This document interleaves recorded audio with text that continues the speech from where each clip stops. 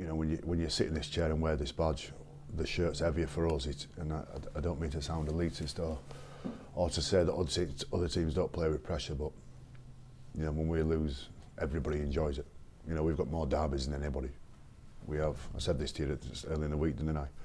That, you know, you look across Super League. There's only about 3 teams in the Super League that don't put an underline near our name, and so we get that. You know, we have a fair old tussle most weeks. And the fact we're defending champions, it probably just means it'll be a little bit sweeter should teams beat us. But I don't think there'll be any more incentive for teams to beat us than there normally is.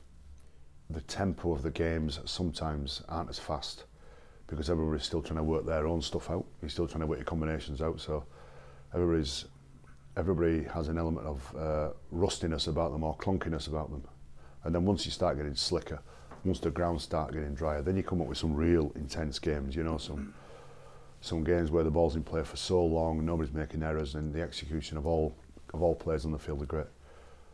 It'll be intense on Thursday night, I'm sure. And you know, we're aware, and I've been talking to our players that we've got a list of things we want to be good at. But I think matching Warrington's attitude, new coach, you know, they've just lost Tony, and that would be still resonating with a few of them. They'll all want to be trying to say to the world, you know, we're all right, us, we're in good shape, they want to get out the middle eights. There's a few reasons why they'll come out the blocks hard, so we need to match that. Yeah, and I think what people are learning about this format with the Super 8s and the middle 8s is that you don't want to drop games early. And you know, one of the accusations about the old format where it was top 8s is that you could be cruising through the year. You know, you could be 7 out of 10 through the year. But as long as you get in the 8s, you can really turn up the volume and nail it, which my team's done a couple of times actually. Where with this format, you know, the fear of being in those middle 8s, they are horrendous. And nobody wants to be there, so you don't want to be dropping games early. So it does add. You need to hit the ground running.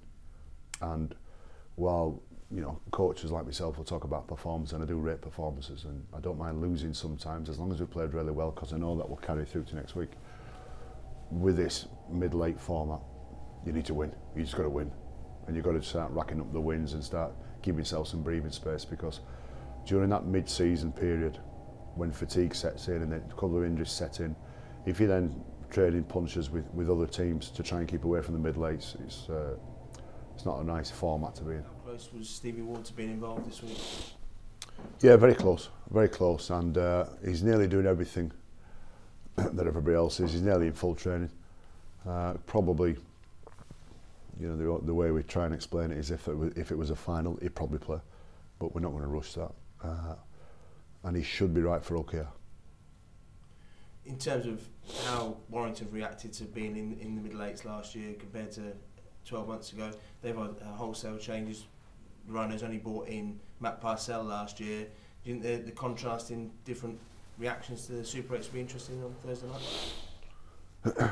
Yeah, I think they'd go through what we went through, and I know we did less in recruitment, which raised a few eyebrows, and I think it's not quite eggs for eggs because the previous year that same squad that found themselves in the middle 8s, that same squad won everything that was on offer.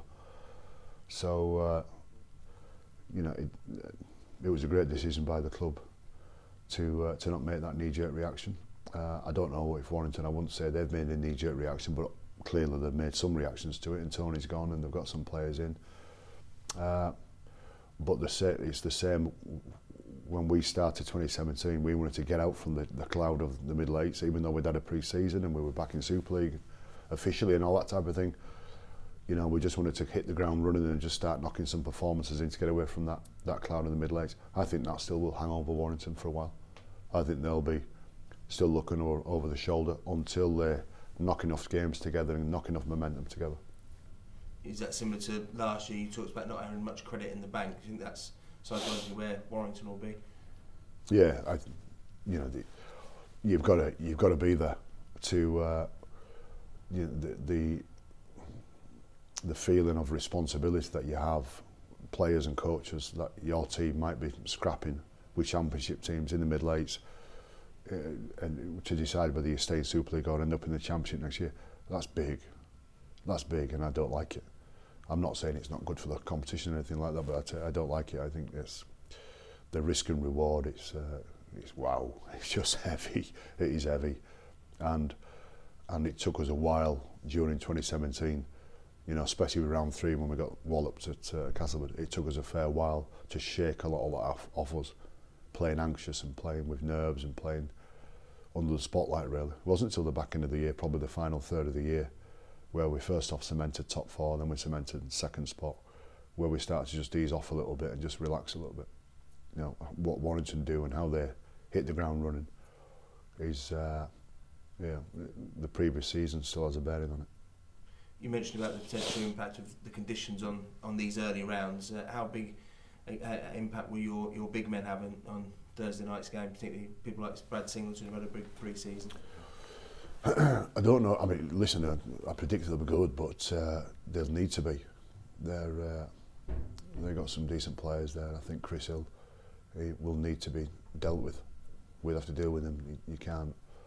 He's a fantastic player, and he's just one of those. I don't know if when you watch him, that the mechanics of what he does are not that impressive. He doesn't run particularly quick. He's not the biggest bloke ever, but my word, he wins a lot of collisions, falls forward and punches through the line a lot. And the combination he has, and I don't mind Cooper, who the recruiter who was there before, who's had a couple of great seasons there over in Australia. So, you know, we'd have to be good. I predict they're going to be good, but the reality is they'll need to be good.